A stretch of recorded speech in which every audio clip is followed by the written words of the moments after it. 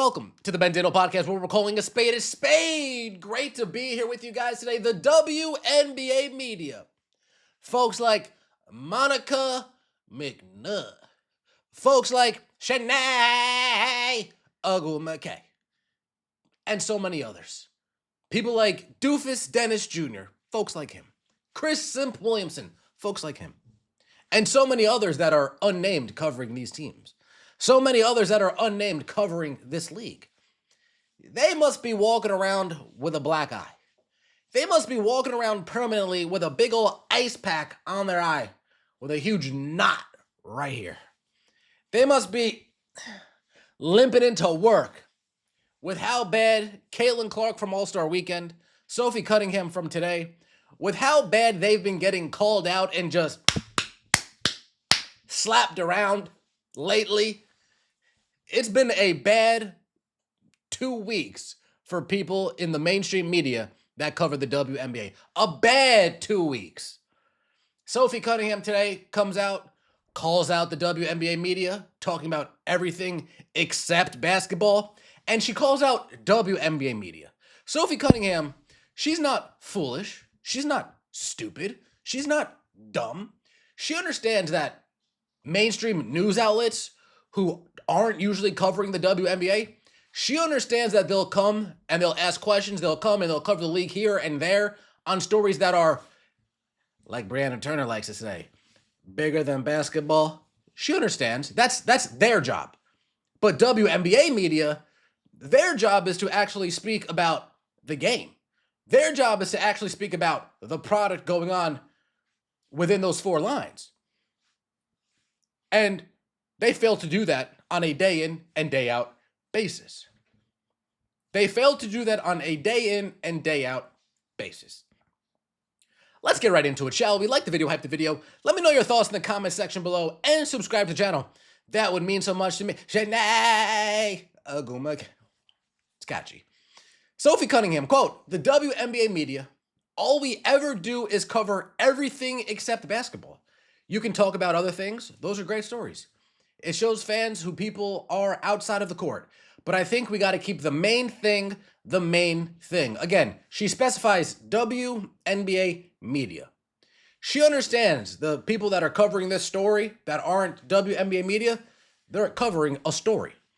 That's not the WNBA. They're not covering the league. They're covering the story that's going on within the league that speaks to the broader picture of what's going on in the country, going on in the world. The world, Craig! So she's not really talking about them. She's talking about the people whose job it is to cover this league. And whose job it is they're doing not a good job at. Let's take a listen, shall we? I think that there's so much good going on in the WNBA. I think that basketball is being played at the highest level it's ever been. I think our team in specific, we are breaking history right now with the amount of points that we're scoring on back-to-back games. I think the Minnesota game, there's just so much distraction. I think the WNBA media, all we ever do is cover everything except basketball. And it's like, what are we doing? There's so much. Like, you can talk about other things. I think those are great stories. I think it shows fans, who people are outside of the court. But I also think we got to keep the main thing the main thing. And I think when it comes to the Minnesota game, I think there's so much distraction. But, like, the matchup between Miles and Kelsey was phenomenal. Our team, that game in particular was a great game. And so I think that there's a lot to be said, and I'm going to let people just do the speaking for themselves. But for me, I want to get back to basketball. It's always been about basketball. That interview happened in February when I was asked a question. And so for me, I just want to, make sure that it stays, the focus stays where it should, because people are playing at such a high level. We have probably like 3 MVPs that could be MVPs on our team specifically. And so that's why I want to do that. No, I was asked a question, and that's simply what it was. I just wasn't making a statement to make a statement. And so I was trying to clear the air, and I did that back in February. And so it is what it is. And like I said, we're in the middle of season. I'm going to keep it that. We talk about a bunch of distraction. Our team is good. My teammates are good. Our locker room is great. And so now we're just here about to prepare for Las Vegas, and that's where our mind is at. All right, let me just address a question that I've been seeing a lot. The interview happened in February. Why did they wait to bring it out now? Why did they wait so long to publish that article now? 2 reasons, in my estimation. Two pretty logical reasons to me, but I want to know what your thoughts are in the comment section below. Why do you think they waited so long to publish that article? Reason number one for me, they waited until the WNBA season to put out a article centered around a WNBA player. That's the first thing that came to mind. Second thing that came to mind, that article dropped the week of her shoes dropping. That article dropped the same week her shoe dropped, that Monday of. So yes, let's put out this player profile article. And trust me, I love bashing ESPN. I'm sure there's other reasons that I haven't thought of right now, or I'm not laying out right now. But the shoe's coming out on Friday. The article drops on Monday. Let's put out a spotlight on this player whose shoe's dropping on Friday. You don't think Sophie Cunningham told whoever was interviewing her, or whoever at ESPN, or her agent, probably more likely, communicated, hey, we have a shoe coming out later this week, later in the season, sometime around July, August, sometime in that area.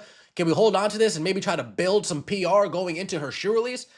I think those are two logical reasons. Again, are there other reasons? Let me know in the comment section below. Are there any other nefarious reasons you might think of? Let me know in the comment section below. Second, another thing, WNBA media. This is straight up calling a spade right here, right? They know the game. Let's be honest. They know the game. They cover the WNBA. They cover whatever games take place. Nobody clicks into the articles. Nobody clicks into the videos.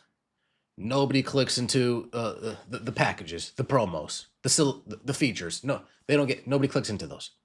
Then, as soon as a major story starts transpiring within the league that has more traction than anything that takes place in between those four lines, well, they'll put out an art. They're like, oh, this is getting traction. As a WNBA media person, right? If I'm working at the New York Times, if I'm working at the Athletic, and I put out an article and I see a topic I just threw an article out is getting some traction. Well, you know what my boss is gonna want me to do? My boss is going to want me to follow that up again. And then if that gets more traction, you know what else my boss is going to do? So it is and it isn't their fault. It's their fault because the WNBA media I'm talking about, like now I'm talking about Monica McNutt and Shanae and people like that who say, oh man, we got to do a better job of covering the game. Well, you do. So stop complaining. Stop complaining about it. But they're also doing their job of like farming, of just farming clicks for their networks, farming clicks for their newspaper outlets, or whatever the case may be. To a certain degree, that's the name of the game. Now, anything outside of Caitlin Clark that happens in between those four lines, they get nothing. They get nothing. Outside of Caitlin Clark and her game in between those four lines, they get nothing. They can talk about the Golden State Valkyrie. Nah. They can talk about the Seattle Storm. Nah. They can talk about the Minnesota Lynx. Oh my God, a 9-game win streak. Nah. I want to talk about the Indiana Fever. I want to talk about this. That's just the case. But again, Sophie Cunningham, Caitlin Clark said something very similar about the media. Do you feel that? Yeah, absolutely. And I think a lot of it is like, it's not always based in reality. I feel like media and journalism have a responsibility to tell the stories, and a lot of times, like, you guys are the ones controlling the narratives about what people read and what people talk about, and a lot of that is sometimes so far out of touch with what is reality. And exactly, they have the control of what they want to talk about, but the people that they work for, they don't want that. They don't want to be wasting payroll. They don't want to hire an Alexa Filippo or whoever, not to single out Alexa Filippo. They don't want to hire Alexa Filippo and have her articles get no traction. If she puts out an article and it gets traction, yeah, do it again. Do it again. Yeah, do it again. Monica McNutt says something crazy. It gets traction, it gets clicks, it gets views. Do it again. Do it again. You're driving a lot of traffic to our website. Do it again. Do it again. So if Monica McNutt continues to do it again, Monica McNutt, don't complain about there's not enough basketball talk, because you are now contributing to the not enough basketball talk. You can tell your bosses to go shove it, leave ESPN and go do your own thing and talk about what you want to talk about, but you know that probably wouldn't be as fruitful for you either. People are coming at Sophie Cunningham saying, I can't believe Sophie Cunningham saying this. She's one to talk. How dare she say this?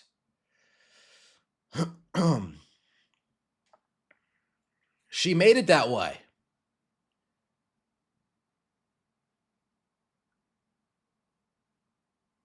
Yeah, sure, Sophie. Literally her with this statement. Did we just become best friends? Yup. Sophie talking to herself. This woman is retarded. She started all of it and doubled down. Now, it must be hard. This is my response to all those people. Sophie Cunningham got asked a question by ESPN. She responded to that question honestly.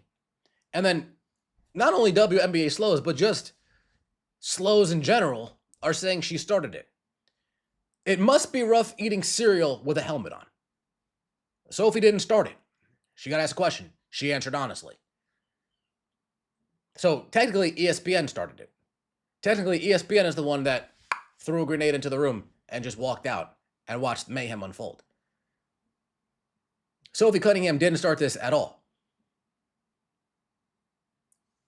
It's crazy the amount of people that are seeing this, not only just WNBA, but the amount of Indiana Fever fans that have turned on Sophie Cunningham after what she said. Surprising, but not. Let me know your thoughts in the comment section below. Like the video, hype the video, subscribe to the channel. That means so much to me. See you next time, and as always, take it easy.